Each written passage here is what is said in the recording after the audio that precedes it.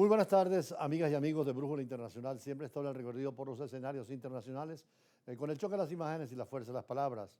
Siguen las situaciones de emergencia con los terremotos en varias partes del mundo. Después del doble terremoto de Caracas, ha habido una literatura inmensa y una serie de estudios porque se han repetido situaciones sísmicas en varios continentes. Últimamente y hace unas horas, precisamente en Colombia, entre la costa cercana a Cali y toda la región cercana a las grandes ciudades, donde según las últimas cifras se estiman unos 100 los muertos hasta ahora, pero son numerosos los daños materiales y humanos.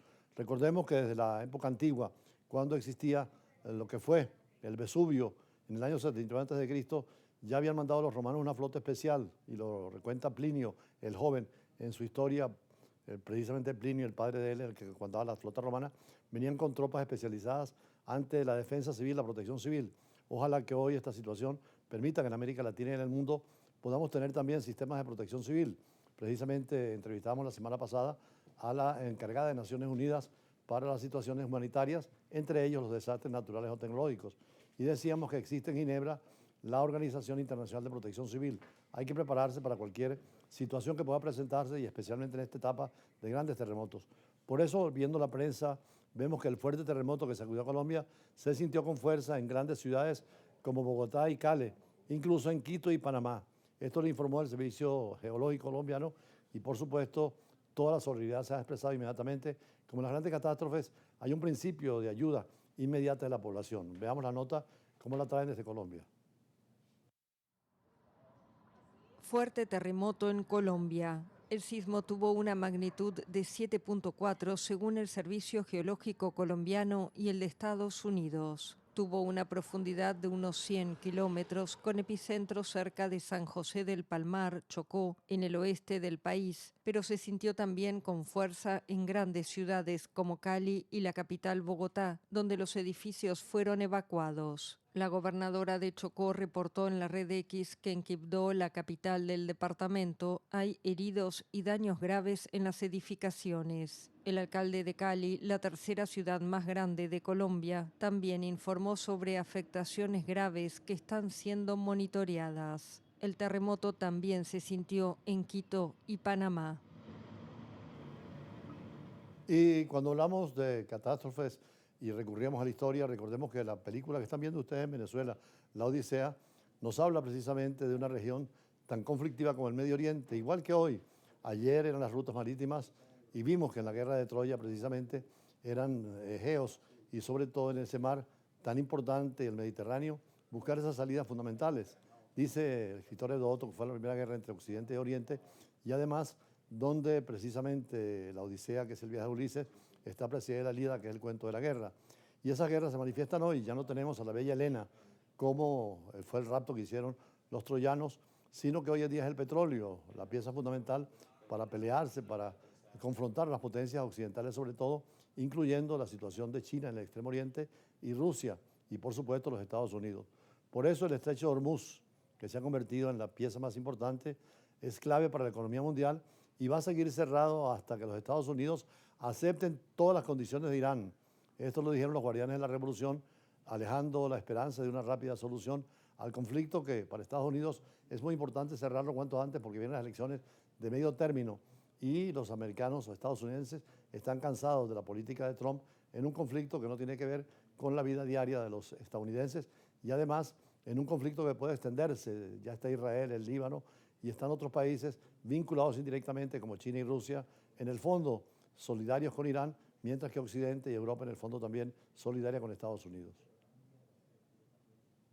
El estrecho de Hormuz seguirá bloqueado. Eso afirmaron el domingo los guardianes de la revolución de Irán, quienes exigieron que Estados Unidos acepte todas las condiciones propuestas por Teherán, entre ellas el pago de compensaciones por los daños causados durante la guerra. Esta ruta estratégica para el comercio mundial de hidrocarburos permanece cerrada por la República Islámica, que ataca regularmente a los buques que atraviesan el estrecho sin su autorización. Los continuos ataques en esta vía marítima, por donde antes de la guerra transitaban libremente los buques, provocaron el fracaso de una tregua alcanzada en abril. Los mediadores instan a ambas partes a retomar los términos de un memorando firmado posteriormente en junio, que establecía una hoja de ruta para abrir negociaciones de paz.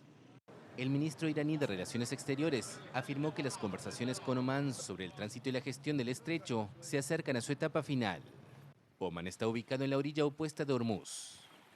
Sin embargo, advirtió que la reapertura de la estratégica vía marítima sigue condicionada al cumplimiento de otras exigencias y al pago de compensaciones.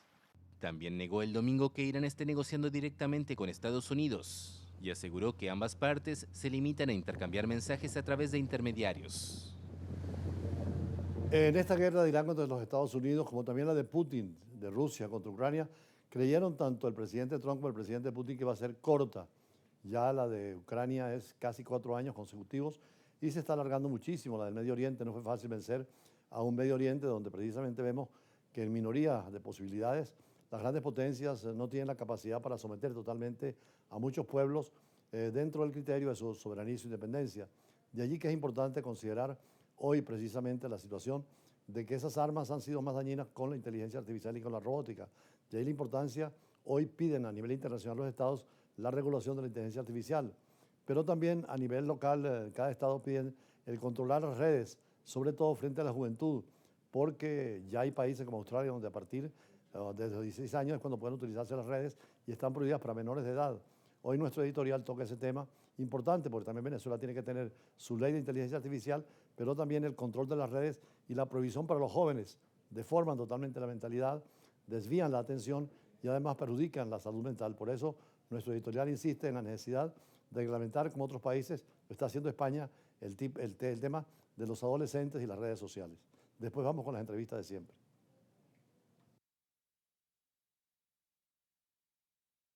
La ética, la moral y sobre todo la educación en cuanto a las redes sociales.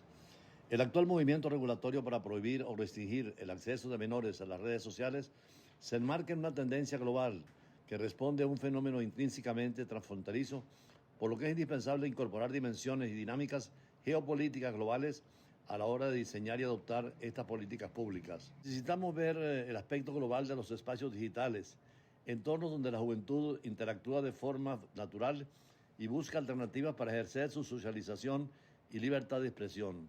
Una medida bien intencionada de protección nacional de la infancia podría terminar creando una brecha de seguridad nacional. Se incentiva una evasión masiva mediante redes privadas, dejando una parte de la juventud fuera del perímetro legal y desprotegiendo operaciones y manipulación extranjera y guerra cognitiva, especialmente de las grandes potencias como Rusia, China y los Estados Unidos, que dominan estas tecnologías. En este países, y así debemos hacer en Venezuela, hay que presentar un proyecto de ley de protección de los menores en entornos digitales para elevar la edad mínima de acceso a las redes a 14, 16 años, actualmente en tramitación parlamentaria, por ejemplo, en España. Las redes sociales conectan a sus usuarios por encima de las fronteras nacionales y es esa misma lógica transfronteriza la que deberá orientar una respuesta global. Debe preverse la responsabilidad, inclusive penal, del personal directivo, más allá de la propia plataforma, cuando no se retiran contenidos ilícitos o cuando se manipulan los algoritmos para amplificar contenidos ilegal y de odio. El aspecto más grave de las redes sociales sobre la salud mental suele concentrarse en la ansiedad, depresión, trastornos de la conducta alimentaria y adicciones, así como el ciberbullying. En el plano cognitivo, la preocupación se desplaza del malestar emocional al funcionamiento, el deterioro de la atención y la memoria vinculados a un consumo de información fragmentario y acelerado y sus efectos sobre la capacidad de razonamiento crítico. La arquitectura de muchas redes sociales se basa en estímulos constantes, lo que resulta especialmente relevante en población joven cuyos cerebros aún están en desarrollo. La regulación de las redes sociales y el acceso de niños y adolescentes al entorno digital tiene que convertirse en uno de los debates más urgentes en el derecho comparado. La legislación para Venezuela y para América Latina debería prohibirse totalmente el acceso antes de la edad de 14 o 16 años y requerir autorización parental explícita para menores de 16 a 17 años. Prohibición igualmente de algoritmos adictivos, restringir la notificación y recopilación de datos orientados a perfiles juveniles. Verificación de edad obligatoria, exigir a las plataformas que verifiquen la identidad real mediante una biometría facial, escaneo de documentos o verificación bancaria, superando la simple autodeclaración. Y en cuanto a la Unión Europea, los 27 países han aceptado el Reglamento General de Protección de Datos que establece que la edad de conocimiento digital sea entre 13 y 16 años. Y la Ley de Servicios Digitales prohíbe la publicidad dirigida a menores basada en perfiles de comportamiento y exige auditoría de riesgo a las muy grandes plataformas por el impacto en el bienestar mental de los jóvenes. Los nuevos sistemas de información y comunicación, pero sobre todo los algoritmos, la inteligencia artificial y la robótica son necesarias y esenciales, pero hay que tener el control necesario y exigimos pronto una ley en Venezuela sobre la inteligencia artificial y sobre todo el uso de las plataformas digitales.